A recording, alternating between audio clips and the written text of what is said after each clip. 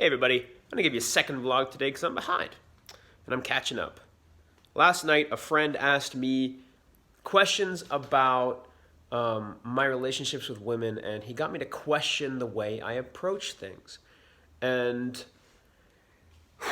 got me thinking. I'm not going to share details because it's kind of like, it's an ongoing process and it's not something I want to talk about just yet. I'm only talking about very few people because I want to figure out what I think about it before I share openly. And I realized today it's important to allow yourself to change and to evolve. There's a couple aspects to this because it's also important to know what you believe in and hold on to those beliefs. So it's not as cut and dry as always change, and it's not as cut and dry as always stick to your principles. But today we're going to talk about how it's important to change sometimes. It's not the whole picture, it's one important aspect of the picture. But it's important to give yourself a leeway to adapt.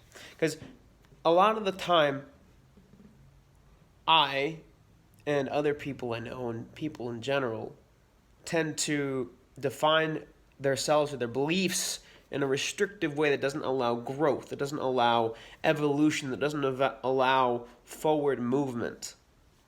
And this restrictive way of sharing ourselves, of defining ourselves, we kind of put ourselves in a small box.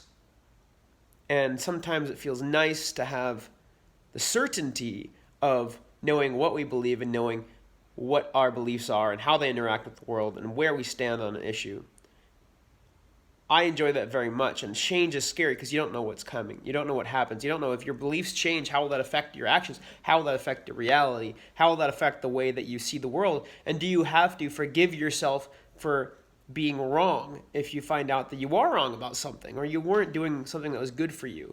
Now you have to forgive yourself for being wrong about things. And so it's a lot of chaos, especially if we had a lot of ourselves invested in a certain belief.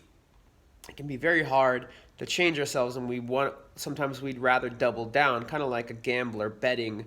If you bet $1 million already, you might still be opting for $100 pulls of the slot machine because you're like, it's just a matter of time, it's just a matter of time, it's just a matter of time. That's called the sunk cost fallacy.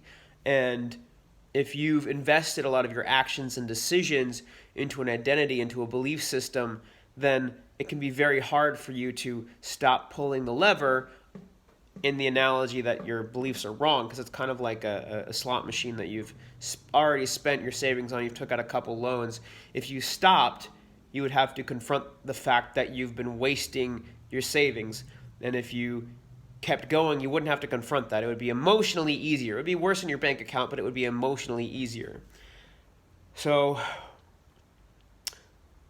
I discovered today that I may have been, I'm doing some self-reflection, I may have been pulling on a slot machine when it comes to certain beliefs about relationships that I hold. So we'll do some self-reflection and see what happens, but I may have to do some changes in my life and go through an upheaval, a paradigm shift, if you will.